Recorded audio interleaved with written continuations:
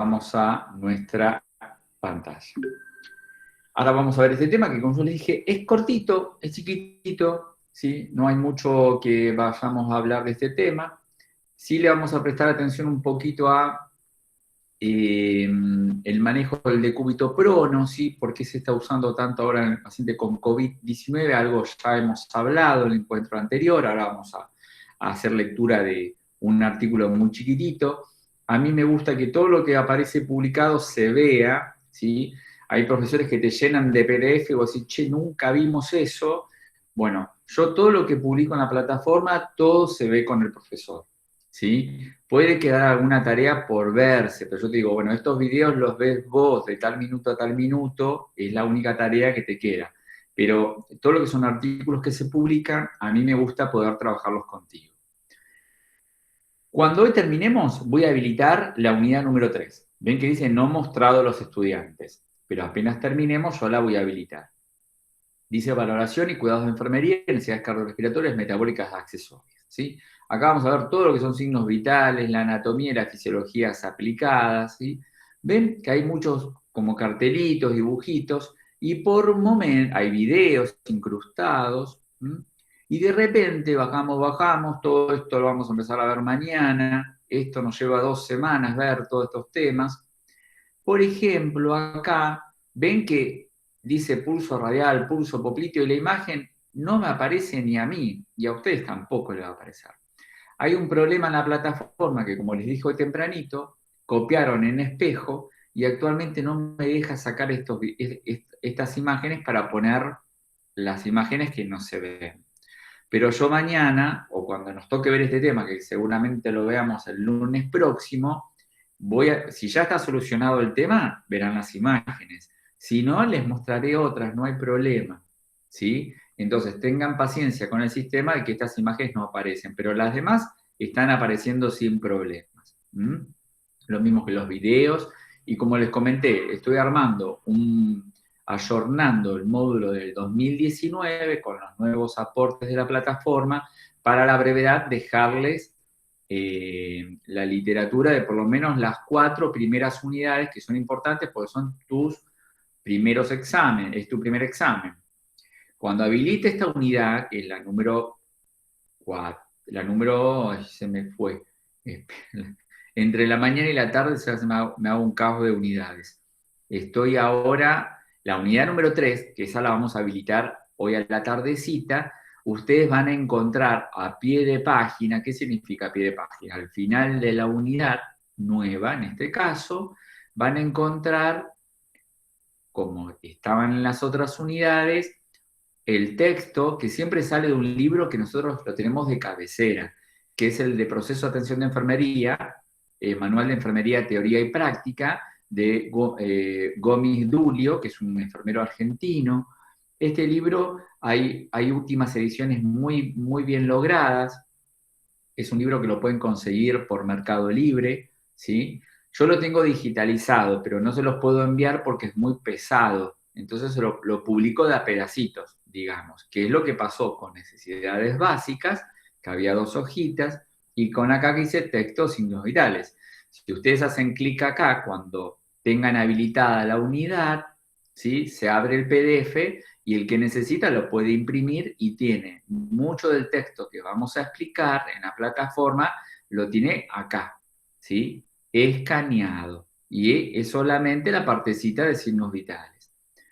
El que quiera tener el libro lo puede comprar por Mercado Libre, creo que está alrededor de 1.500 pesos. Es un libro muy interesante porque es enfermería básica y les puede servir. Además es un libro argentino, que lo bueno que tiene es que entiende nuestra idiosincrasia, ¿sí? Luego hay un taller de oxigenoterapia, también lo vamos a ver en esta unidad, que como acá dice, este taller no entra en los temas del primer parcial, sí en el segundo parcial. Y acá tenés un recordatorio, 27 de septiembre tenemos nuestro primer parcial de enfermería, de 3 a 15 horas, está planificado ya en nuestro programa de la materia, y las unidades que se evalúan, como también lo dice el programa, unidad 1, 2, 3 y 4. Y al final de esta página, que la vamos a habilitar tan pronto terminemos hoy, mira, ves, dice clase del martes 31, mañana. de 13:30 a 17:30. Vas a hacer clic ahí, como hiciste hoy, y nos vamos a encontrar mañana. Y el miércoles nos volvemos a ver. ¿Se acuerdan que yo les conté que tenemos unas 3 primeras horas cátedra antes de biológicas? Bueno, yo voy a usar por lo menos casi 2 horas cátedra, de 13 a 14:40, para darle continuidad a esta unidad número 3, que es compleja y es importante que le presten mucha atención. Miren que es un tema que uno puede pensar que es muy simple, pero se vuelve complejo. Entonces, por favor, no pierdan la oportunidad de la presencialidad, por lo menos así en la virtualidad, o de ver los videos después, porque mira que esto se te hace después un problemón si no lo seguís desde el principio. Bueno, volvemos a nuestra unidad actual, que es la unidad número 2, ergonomía, biomecánica en enfermería, atención de la salud. En esta unidad, que es muy chiquitita, vamos a ver 2 aspectos. La biomecánica, que es la típica mecánica corporal que todos aprendimos cuando estudiamos auxiliar de enfermería y que volvemos a repasar hoy, que tiene que ver cómo el cuerpo, ¿sí?, se adapta a las necesidades del trabajo. Y la ergonomía es un concepto nuevo que no solamente entiende la adaptación del cuerpo al trabajo, sino del trabajo al cuerpo, ¿sí? Hay formas que hoy encuentra la tecnología de facilitarnos nuestro trabajo, ¿sí? Esto ya después esto lo vamos a ver bien en la práctica, porque la mecánica corporal es un trabajo físico, es muy difícil mostrarse, ¿sí?, si no es haciéndolo, porque esto también es una cuestión de hábito. Si yo cada vez que me agacho a recoger algo, no me agacho flexionando las rodillas y solamente flexiono la espalda, y tarde o temprano tu columna te va a pasar factura, porque aprendimos por mecánica corporal que uno agacha flexionando las rodillas. Es una cuestión de hábito. Si te acostumbras a hacerlo 1, 2, 20 veces, vas a ver que ya después sale. Pero bueno, también uno gana el hábito, que es poco saludable, de no tomarle y no prestarle atención a estas cuestiones que son vitales para nosotros, porque nosotros el cuerpo lo ponemos mucho para trabajar, ¿sí? Y a veces trabajamos muy solitos. Hay muchas propuestas que te dicen, bueno, con un colega suba al paciente, decubita al paciente, lateraliza al paciente. Pero la realidad es que a veces trabajamos solos porque todos tenemos mucho trabajo y terminamos haciendo mucha fuerza con el cuerpo, y después el cuerpo a los 20 años no pasa nada, a los 30 tampoco, pero vas a ver que a los 40, a los 50 te empieza a avisar que todo ese trabajo corporal realizado empieza a pasarte factura, ¿sí? Con las lumbosciatalgias, las hernias de disco, los manguitos rotadores, todo por un mal uso de nuestra mecánica corporal y el poco uso de la ergonomía.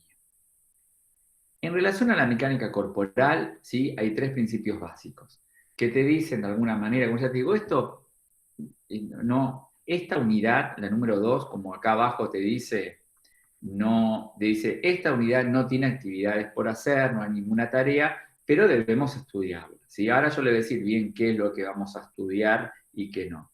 En relación a la mecánica corporal, no les vamos a hacer ninguna pregunta en una evaluación parcial, porque esto se hace en la práctica. Y ya les digo, es una cuestión de hábito, de cómo alineamos el cuerpo, la estabilidad a partir de las piernas, de los pies separados, de siempre trabajar cerca del cuerpo del paciente, la espalda recta para poder hacer nuestras actividades, flexionar las piernas cada vez que lo necesitemos, utilizar el apoyo, ¿sí?, de la misma cama para poder trabajar con el paciente, usar el contrapeso del cuerpo del paciente sobre nosotros. Entonces, estas cuestiones no te las vamos a preguntar en un parcial porque son meramente prácticas, ¿sí? Es como decir, describa cómo se ata un calzado. Y es un caos describirte cómo atarle un calzado. Pero sí vos podés demostrármelo cuando estemos en la práctica, ¿sí? Entonces, las cuestiones de los principios básicos no los vamos a evaluar en esta oportunidad, pero sí los vamos a ir teniendo en cuenta cuando tengamos que trabajar, porque a las prácticas profesionalizantes vamos a ir. Quizás no sea este cuatrimestre, o sea a final del cuatrimestre, o sea a principio del año próximo, pero las prácticas se hacen, ¿sí? Ya las estamos por empezar a hacer en el tercer año de la mañana, así que ustedes seguramente quizás queden como para el final, pero las vamos a hacer cuando el momento sea oportuno. Y ahí es cuando vamos a poner en práctica todas estas cuestiones que vamos a repasar nuevamente. En relación a la ergonomía, ¿sí? También hace al cuidado de la salud del cuerpo. Vamos a ver un videito que es cortito en relación a diferentes pautas de ayuda que tenemos hoy en día. Ergonomía. El manejo hospitalario de pacientes es una actividad de rutina en nuestro medio, por lo que debemos adaptar el trabajo al individuo y no el individuo al trabajo, a fin de evitar distintos problemas de salud y lograr aumentar la eficiencia. Por ello, es fundamental que tanto en actividades del trabajo o de casa, todos los segmentos corporales estén alineados correctamente según la actividad que se esté realizando. Movilización del paciente. La movilización manual de pacientes implica movimientos de levantamiento, descenso, sostenimiento, empuje y tracción del paciente para lograr colocarlo en determinada posición. Técnicas de movilización del paciente. Antes de ejecutar cualquier movilización manual, explique al paciente el procedimiento que va a seguir y anímele a cooperar en la medida de lo posible. Sentar al paciente adecuadamente. Flexionar las rodillas del paciente, colocar un antebrazo del paciente sobre el abdomen, luego el otro, introducir los brazos por debajo de los brazos del paciente, sujetar los antebrazos del mismo y con un movimiento hacia arriba, manteniendo la espalda recta, se lo coloca sentado de manera adecuada. Cambio de decúbito supino al decúbito lateral. Colocar la cama o camilla a la altura adecuada, es decir, a nivel de las caderas de quien ejecute el cambio de posición. Flexionar una pierna del paciente. Colocar la mano del paciente del mismo lado sobre la cadera opuesta de modo que el brazo quede cruzado. Girar desde la rodilla y el hombro usando el propio cuerpo como contrapeso.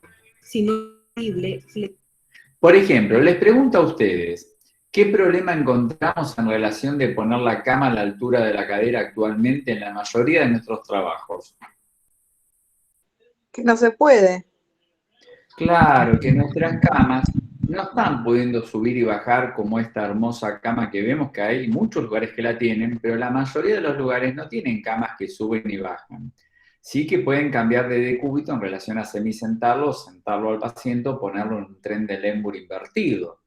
Pero subir y bajar la cama, muy pocas lo logran, ¿sí? Entonces, esto tan ideal que te dice, bueno, poner al paciente a la altura de tus caderas, bueno, está resultando algo difícil, ¿no? Bien, sigamos. Flexionar la rodilla del paciente, cruzar una pierna sobre la otra. Colocar la mano del mismo lado sobre la cadera opuesta, de modo que el brazo quede cruzado. Girar, tomando como puntos de empuje, en este caso, la cadera y el hombro. También se puede utilizar una sábana para ejecutar los giros del paciente. Incorporación del paciente. ¿Cómo se llama esa sábana que no puede faltar y que está bueno que la tenga el paciente siempre? Porque te ayuda para subirlo. Salea. La salea, perfecto, no olvidemos. Hay muchos lugares que, muy de mi época, ¿no? Usábamos la salea de hule y arriba una salea de tela. Si tu paciente está incontinente a pesar de usar pañales, pedí la salea de hule. Son cuestiones que vos como enfermero podés pedir. Hay lugares que no las quieren usar. Por ejemplo, en la Trinidad Palermo, cuando mermaba la internación, ¿mermar qué significa? Mermaba, digo yo. Disminuir. Perfecto, disminuía, bajaba. ¿Qué hacían con los enfermeros de pediatría que nos veíamos? Que éramos muchos y los demás estaban trabajando mucho. Nos empezaban a distribuir por todo el sanatorio. Y yo, para colmo, como tenía la residencia en cuidados críticos del adulto, imagínate lo que hacían conmigo, ¿no? Rápidamente a terapia de adultos o a clínica de adultos, que son polivalentes en Palermo. Entonces, las de hule no te dejaban, ¿saben por qué? Por una cuestión estética. No querían que estéticamente se viera una salea de hule.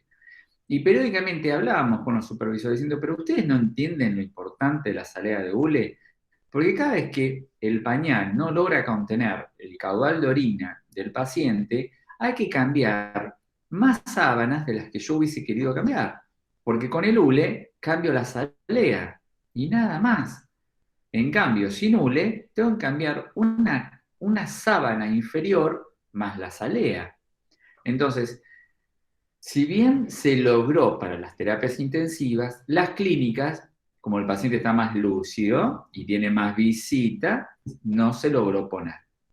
Pero esos son detalles que ustedes pueden y tienen que ir pidiendo, porque eso hace a tu trabajo, ¿sí? No es lo mismo cambiar una sábana inferior más la salea que solamente cambiar una salea, ¿sí? Son cuestiones chiquititas, pero esa la sabe quién. Y el enfermero que trabaja, ¿sí? El de hotelería, porque en los sanatorios tenés a alguien de hotelería, mira las cuestiones no solamente de confort para el paciente y la visita, sino también las cuestiones estéticas.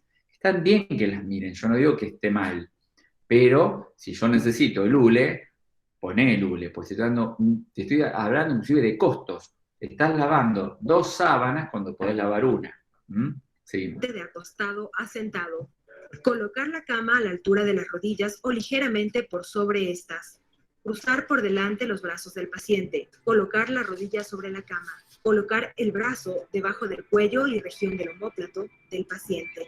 Efectuar el movimiento manteniendo la espalda recta y el otro pie en dirección al movimiento.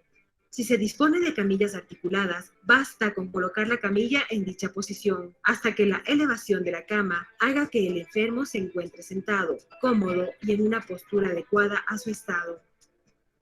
Traslado longitudinal acostado. Colocar la cama o camilla a la altura adecuada.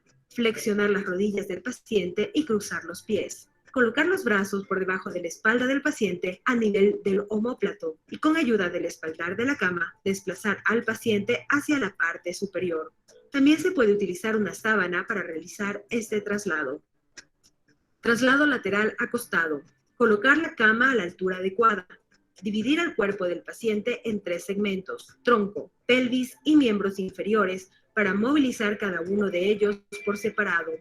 La persona que ejecutará la movilización se coloca del lado de la cama hacia el cual va a trasladar al paciente y a la altura del segmento que va a mover en ese momento. Para movilizar el tronco, colocar un brazo por debajo de la axila del paciente y el otro bajo el omóplato y realizar el desplazamiento. Para movilizar la pelvis, colocar los brazos debajo de los glúteos y realizar el desplazamiento. Y para movilizar los miembros inferiores, desplazar desde las rodillas.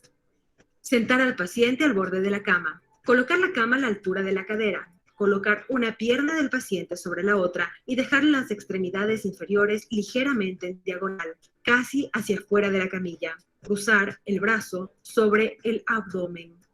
Ampliar la base de sustentación y colocar una extremidad inferior en dirección al movimiento. Colocar el brazo debajo de la parte alta de la espalda del paciente y fijando la mano del mismo lado, realizar el movimiento. Otra manera sería colocando al paciente en decúbito lateral, de ser posible, y desde esta posición facilitar el movimiento.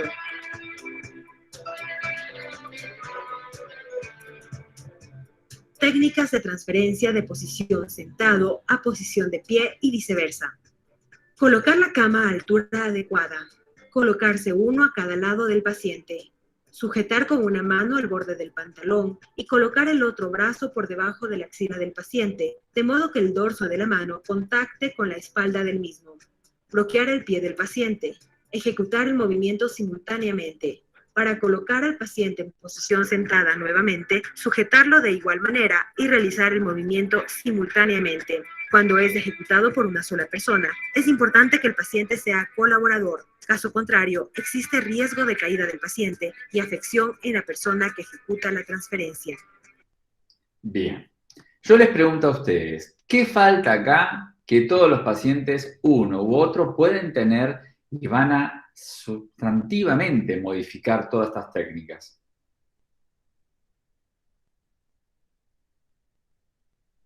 ¿Qué puede tener el paciente que pueda modificar absolutamente estas técnicas que estamos viendo? Que no colabore. Una que no te colabore, ¿cuál más? Discapacidad. Bueno, que tenga discapacidad y no pueda colaborar, bien. ¿Pero cuál más son muy rutinarias?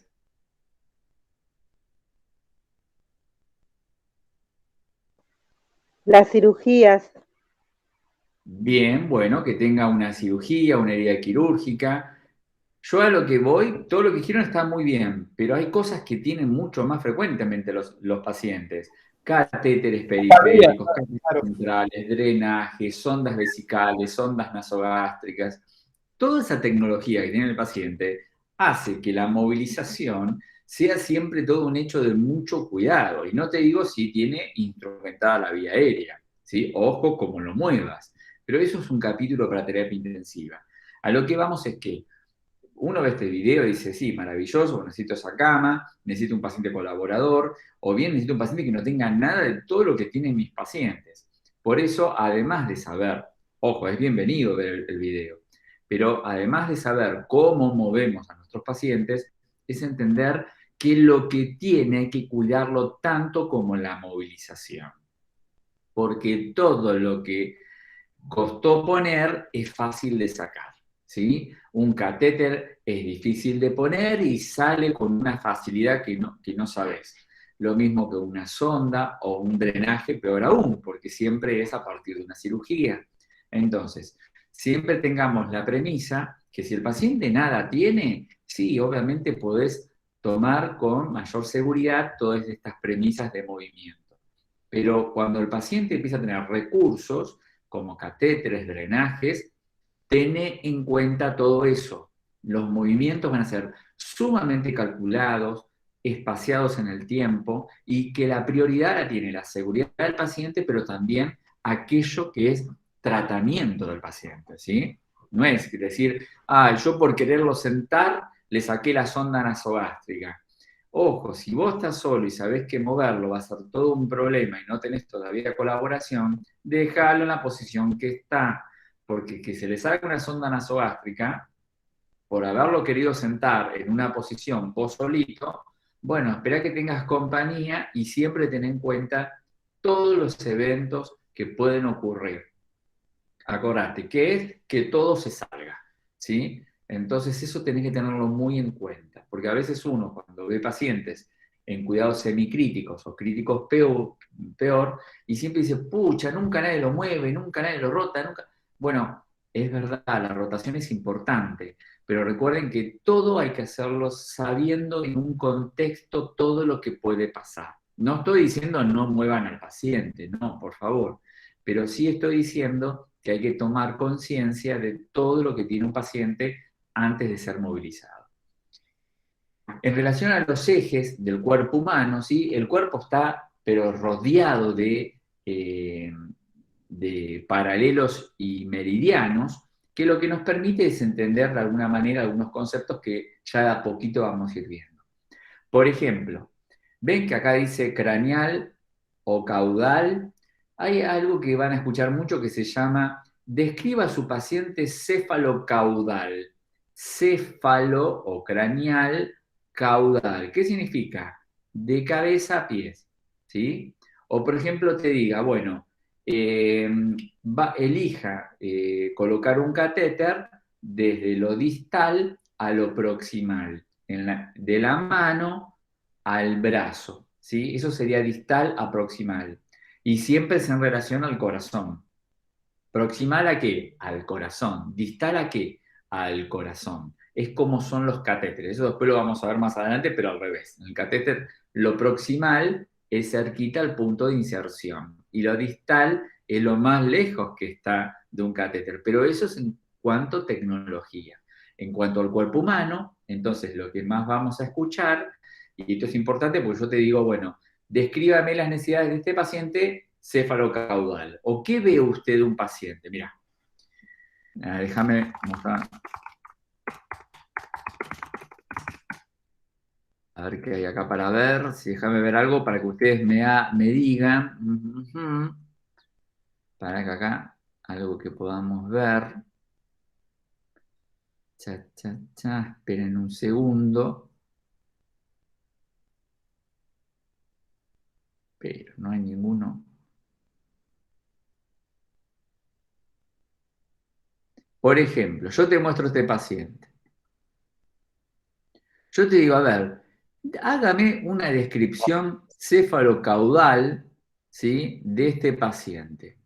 ¿Qué ve Pero cefalocaudal, si vos ya sabes que cefalocaudal es de la cabeza a los pies, yo te pregunto nada más, de lo que usted ve, descripción cefalocaudal, ¿qué tiene su paciente como necesidades y equipamiento para su cuidado?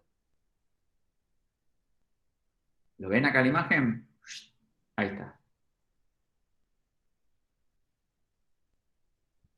¿Qué pueden advertir si yo te digo, describa cefalocaudal a este paciente que ve en la imagen, piense en necesidades, piense en equipamientos que tiene? Se ve que está en posición de prono. Muy bien, ¿qué más? Es una cánula nasal. Lo que tiene no llega a ver. No. A ver, ¿y cómo es esta cánula nasal? A ver, alguno que pueda explicar algo más, porque no es una cánula convencional, ¿eh? A ver, algún colega que trabaje en terapia intensiva, terapia intermedia.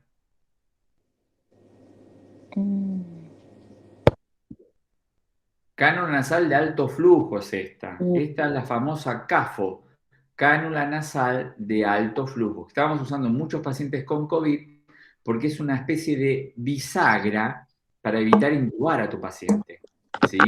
Lo mismo que pacientes que estuvieron mucho tiempo ventilados, si no tienen traqueostomía, con esta cánula es como un bypass, como un puente entre extubarlo y pasar a una cánula convencional o al revés, pasar de una cánula convencional, una máscara con reservorio e intubarlo. Entonces, antes de intubarlo, vas a usar una cánula de alto flujo. Esto ya lo vamos a ver en la clase de oxigenoterapia, pero se evalúa en el segundo parcial, ¿no? Estamos en noviembre ya.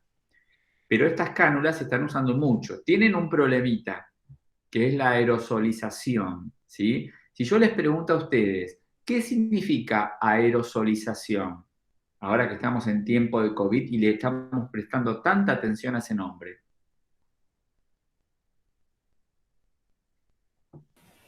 O sea, aero es aire y... ¿Aero? Aero, ¿qué hacemos con el aero? La Sí. aerosolización Aire. Es la dispersión de gases en el ambiente, ¿sí? Ah. Entonces, hoy, por ejemplo, estamos nebulizando poco y nada, porque cuando yo nebulizo, la aerosolización es impresionante, se le forma una neblina en la cabeza al paciente. En cambio, ¿qué hacemos? En vez de nebulizar, hoy estamos usando ¿qué, por ejemplo? Los PAF.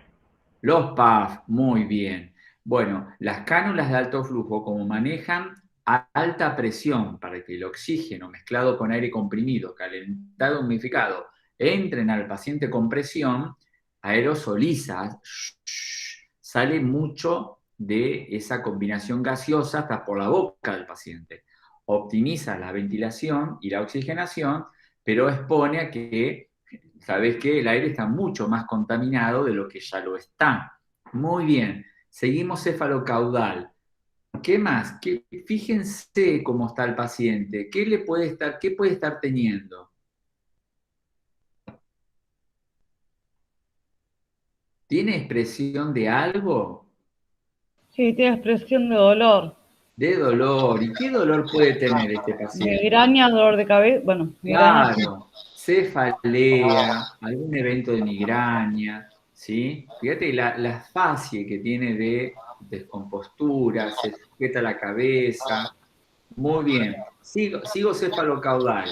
Entonces, necesidades cefalocaudales, cefalea, Ojos migraña. cerrados. ¿Sí?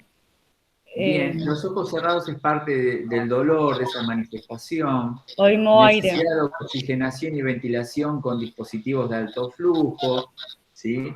Pregunta, Sí, a estos pacientes se ponen como gasas para cuidar los ojos o no? No, porque pueden abrir y cerrarlos espontáneamente. Eso solamente no los que están inconscientes. Claro, cuando están ventilados y curarizados, ya vamos a ver mucho más adelante, usamos ungüentos en los ojos, ¿sí? Okay.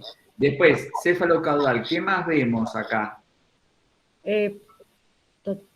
Que se los ponemos en la espalda, porque Los abajo monitoreos. los... Monitoreos. Muy bien. ¿Y esto cómo se llama que está en la piel? Electrodos. Electrodos, muy bien. Tiene electrodos en el tórax posterior, ¿sí? Abajo no se ponen, porque eso pues por decúbito prolongado puedes lastimarlo. Acordate que el decúbito prono se sugiere por lo menos 12 horas por día. 12 horas, la mitad del día va a estar pronado el paciente, aunque sea vigil, como en este caso. Después acá, ¿qué tenemos en el brazo? Para tomar la presión arterial. Bien. ¿Y esto cómo se llama? Manguito Brazalete. de tensión arterial.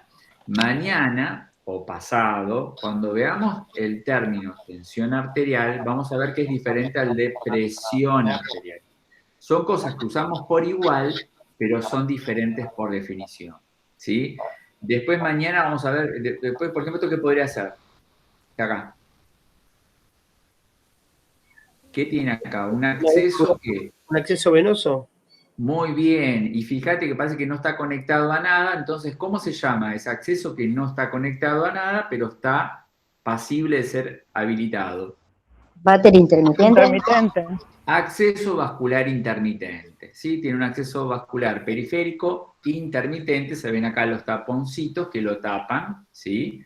Y eventualmente se usan según la necesidad, ¿ven? Entonces, volviendo a las posiciones de acá, entonces, una descripción cefalocaudal es ver al paciente ir de cabeza a pie y contando qué necesidades vos crees que va teniendo o los recursos que tiene para qué los necesita, ¿sí? Lo proximal y lo distal en relación a, generalmente, la inserción de catéteres, es lo que más usamos.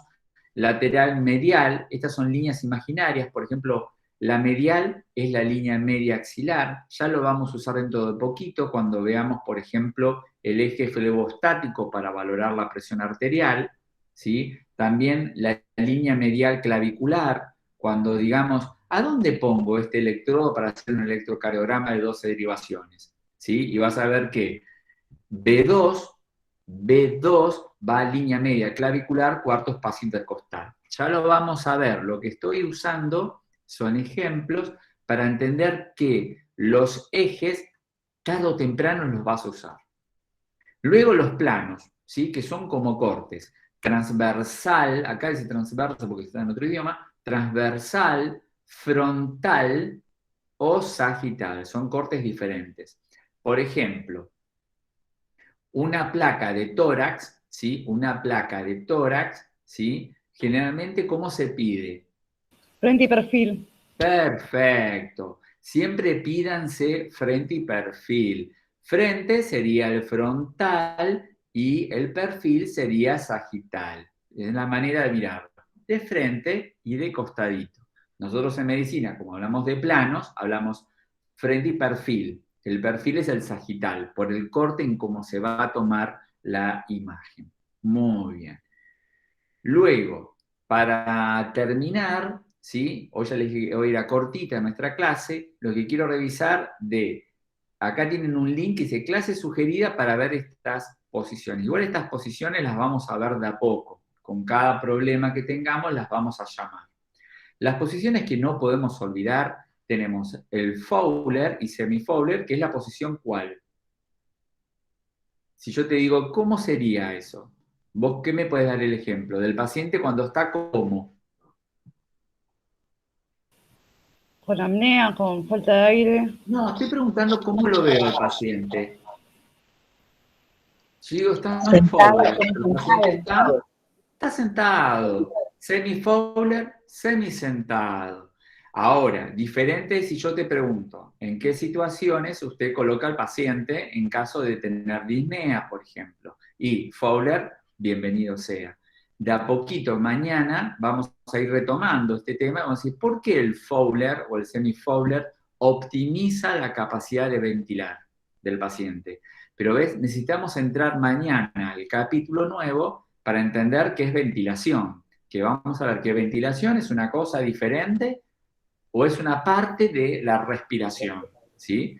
Entonces, hoy quiero nombrar decúbito lateral de Sims. Esta es muy frecuente. ¿Para qué la usamos el decúbito lateral de Sims? El cúbito enema, no. Muy bien, para realizar enema, ¿sí? ¿Y por qué? Bueno, el por qué está que el decúbito lateral de Sims, o izquierdo, cuando vos decubitas al paciente del lado izquierdo, mira, yo voy a abrir la clase, vos abrís, haces clic acá y te va a esta clase que se llama de posiciones, que es de un colega. Mira, vamos a buscar la posición de Sims. Esto después chusmenlo, que yo ya se los dejo para que ustedes lo miren, ¿eh? Vamos a buscar la de Sims.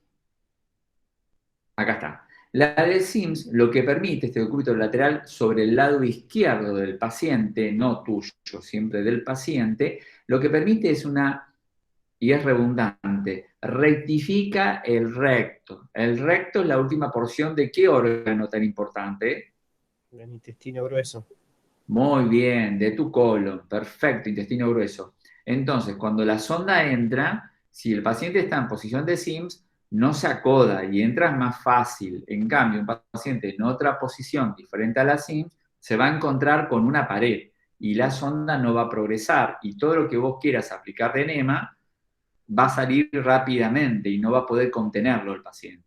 Entonces, estas posiciones guardan algunos secretos como este. Cuando a vos te digan, ¿cuál es el fundamento de colocarlo en posición de Sims y no en otra para hacer una enema? Y porque esta posición rectifica el recto del colon y permite que la sonda avance sin problemas y permite al paciente contener el enema que uno infunda. ¿Sí? Muy bien. ¿Ves? Estos son detallitos que de a poco vamos a ir aprendiendo. Hoy aprendimos por ejemplo, el de Sims. El Trendelenburg, que puede ser la normal o la invertida, la buscamos acá, por si alguno no la recuerda. Trendelenburg, vamos a buscarla. Acá tenés. Esta es la invertida, ¿sí? La común, digo. Trendelenburg común. Por ejemplo, ¿en qué casos vamos a usar? Bueno, además de lo que dice acá, ¿no? Drenaje postural. Pero mirá, incrementar riesgo, el riego es el retorno. Nosotros decimos retorno, porque esto está o debe ser de México o de España. El Trendelenburg, por ejemplo, ¿en qué ocasiones lo pondrían a un paciente? Cuando un paciente sufre perfecto, un paciente con hipotensión arterial. Lo que vos lográs, y es lo que tenemos que entender nosotros del fundamento, vos decís, sí, yo lo sé que tengo que ponerlo en esa posición, pero ¿por qué? Porque lo que vos vas a hacer es que toda la sangre que está en los miembros inferiores y la cadera, ¿sí? Por eso fíjate que no es fracturar la cadera, es el cuerpo se eleva, ¿sí? No tenés que fracturar la cadera porque si no la sangre queda en la cadera. Entonces, en esta posición, el Trendelenburg, el retorno venoso que está acá en los miembros inferiores y en la cadera, retorna al corazón y así como retorna, luego alcanza el ventrículo izquierdo y sale a circular. Entonces, en un paciente que tiene hipovolemia, vos estás haciendo que superficies del cuerpo que no son imprescindibles como las piernas, favorezca la circulación de órganos nobles como el cerebro, el corazón, los riñones. ¿Sí? ¿Se entendió? Bien, esto igual de a poquito vamos a ir revisando. Yo lo que quería es que vean que las posiciones tienen un fundamento. Está luego el Trendelenburg invertido. A ver si acá aparece. No, no aparece. El Trendelenburg invertido es como el convencional, pero al revés. El paciente tiene acá la cabeza y el cuerpo como que está hacia abajo, ¿sí? El Trendelenburg invertido, por ejemplo, se puede usar en pacientes con hipertensión arterial, donde yo lo que busco es minimizar un poco la presión con la cual la sangre llega al cerebro, ¿sí? Entonces, el Trendelenburg invertido es al revés de este. Lo pones al paciente como de cabeza hacia abajo. Eso se usa para favorecer que no aumente aún mucho más la presión con la cual la sangre circula en dirección al cerebro. Y también el Trendelenburg invertido favorece el retorno venoso de la sangre del cerebro al corazón. Cuando, por ejemplo, tu paciente tiene un aumento de la presión endocraniana, ¿sí? Todo esto que parece muy chino, de a poquito lo vamos a ir revisando y cuando llegues a clínica médica y veas que hay patologías que generan hipertensión endocraniana, la posición del tren del Embur invertido favorece a que esa presión baje porque la sangre venosa retorna más fácil al corazón. ¿Sí? ¿Entendimos un poquito ese concepto, aunque sea chiquitito? Sí. Muy Sí, bien, profe. perfecto. Acá tienen un vademecum, como yo les comenté, es para bajarlo y tenerlo en el celular. ¿Sí? Es un vademecum que, si bien vos lo vas a abrir y dice Hospital Pedro Elizalde, vos decís, yo no hago pediatría. Los medicamentos son iguales, son los mismos. Lo que cambian son las dosis. Entonces, esto es importante que los tengamos, porque el día de mañana, si nosotros ya vamos a ver farmacología, ya con los signos vitales empezamos a ver fármaco.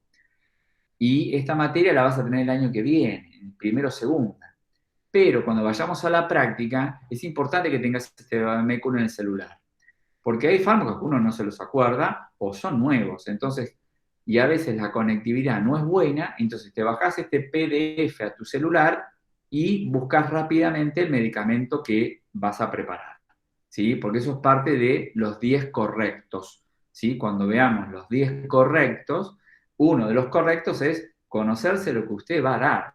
¿Sí? Como yo ya les dije, uno no puede ir a la cabecera del paciente, ¿sí? Y darle un medicamento que no sabe ni de qué se trata. ¿Sí? Ya cuando lo preparaste tenés que saber de qué se trata. Entonces, mucho más aún a la hora de acercarse al paciente para darlo. Entonces, este PDF, que es vademecum, te lo recomiendo que te lo bajes y lo tengas en el celular. Además de ser argentino, es el vademecum, digamos, como el PR argentino, ¿sí? Que tenés también, acá no tenés precios, pero tenés la farmacología, la farmacocinética, la farmacodinamia, indicaciones, contraindicaciones y algunas observaciones importantes. Lo último que quiero ver con ustedes, que van a hacer clic acá en Decúbito Prono COVID y se va a abrir este archivo, ¿sí? Este archivo son 4 hojitas, pero lo único que quiero que veamos es por qué el posicionamiento prono se está usando tanto en pacientes con. Esta sigla SDRA, ¿alguien sabe lo que significa? SDRA. No. Síndrome de... No, perdón, estaba con el micrófono abierto. No, está bien. Bien, la S de síndrome. De respiración. Respiratorio, no sé cuánto, pero Bien, síndrome de distrés respiratorio agudo. agudo. ¿Sí? Esto lo vamos a ver en primero o segunda cuando veamos clínica, pero de a poquito vamos copiando nuevos datos.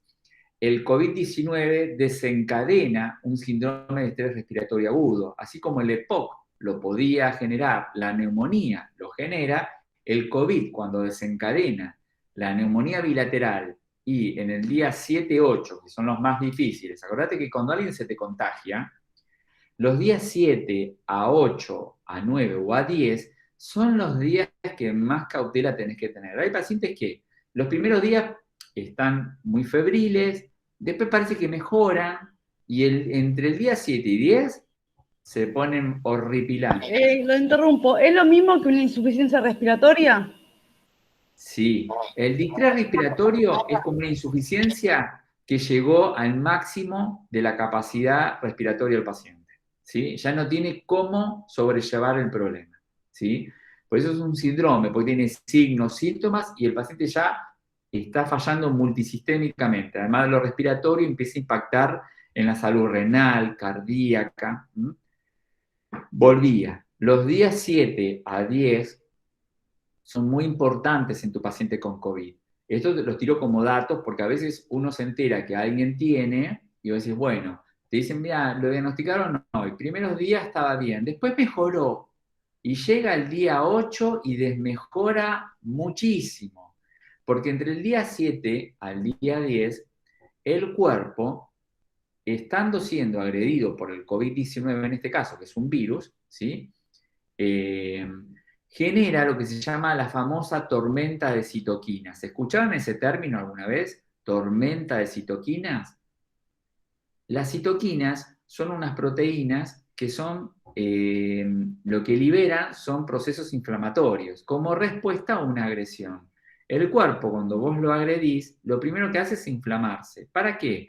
Para que cuando un cuerpo que se inflama, se vasodilata de alguna manera. Es decir, las paredes de los vasos son muy chiquititos, son porosos. Si yo quiero que un macrófago, los macrófagos son parte de la familia de los leucocitos, y son aquellos que comen los cuerpos extraños, ¿sí? Un virus, una bacteria, una micosis. Entonces, las citoquinas son unas proteínas que van a la pared de los vasos y le dice agrandate, vasodilatate. ¿Para qué? Para que el macrófago pueda pasar. Y cuando pasa, genera edema para buscar el virus y fagocitarlo. ¿Sí? Lo estoy explicando de una manera como cuento, pero con algunas palabras que son de interés. Entonces, esa tormenta de citoquinas ocurre entre esos días. ¿Qué pasa?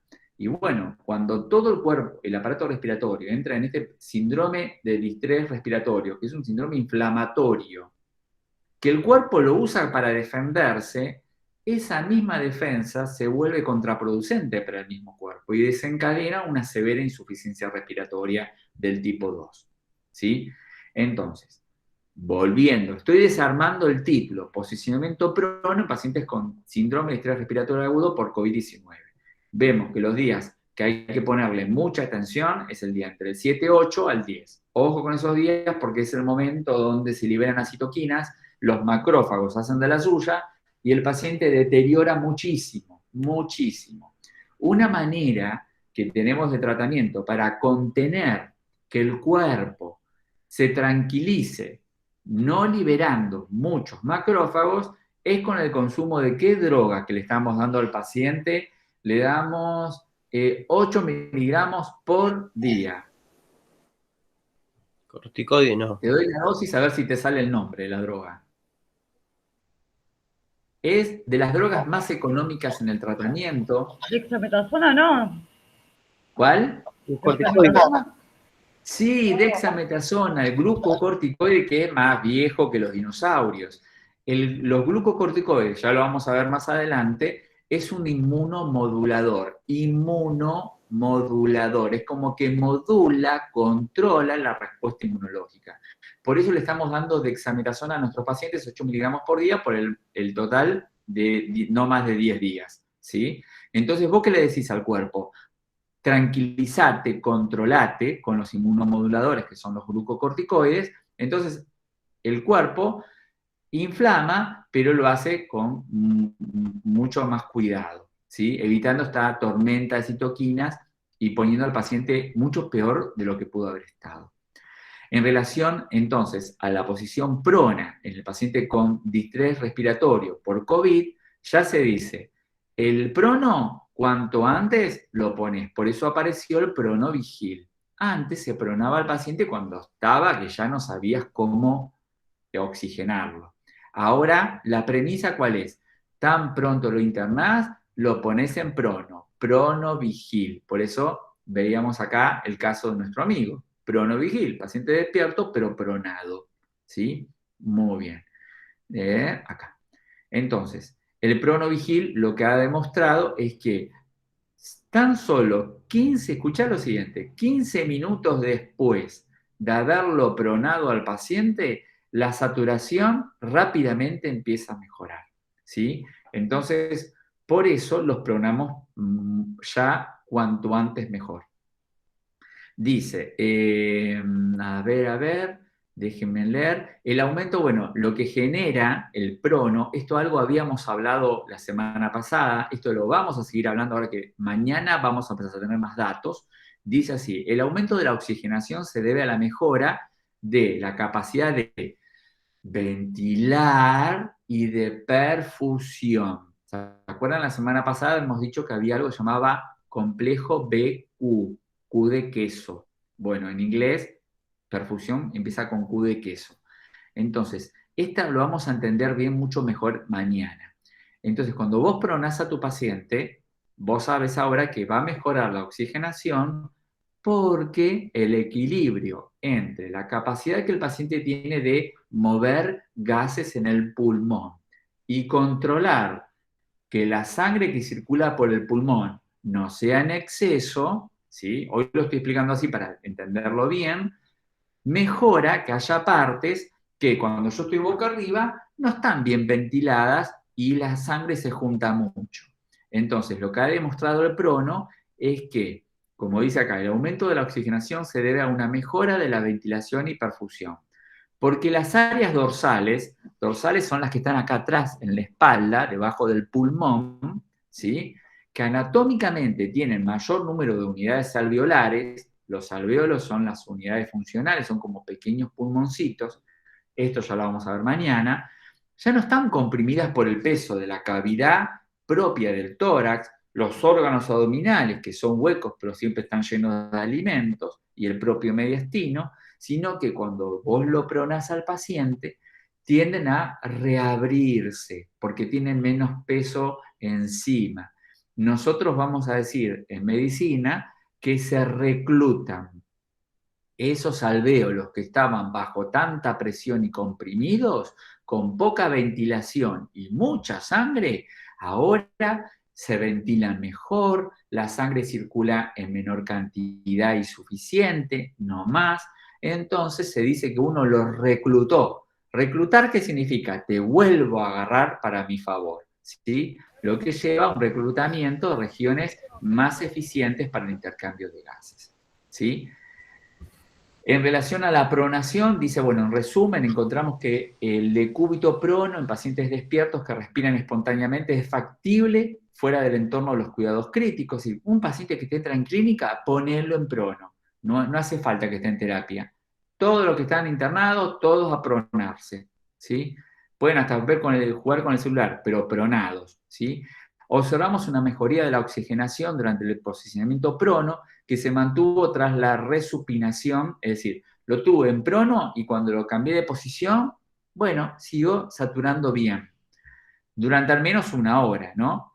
Y una disminución no significativa de la disnea, es decir, la disnea aparece igual. Cuando lo cambio de posición, estaba pronado, oxigenaba bonito, respiraba bien. Ahora lo cambié de vuelta, pues no puedo tener las 24 horas boca abajo, en el momento tiene que comer ese paciente, o cambiar de posición, y la saturación, bueno, un ratito se mantiene bien, después de mejora, y la disnea me vuelve a aparecer.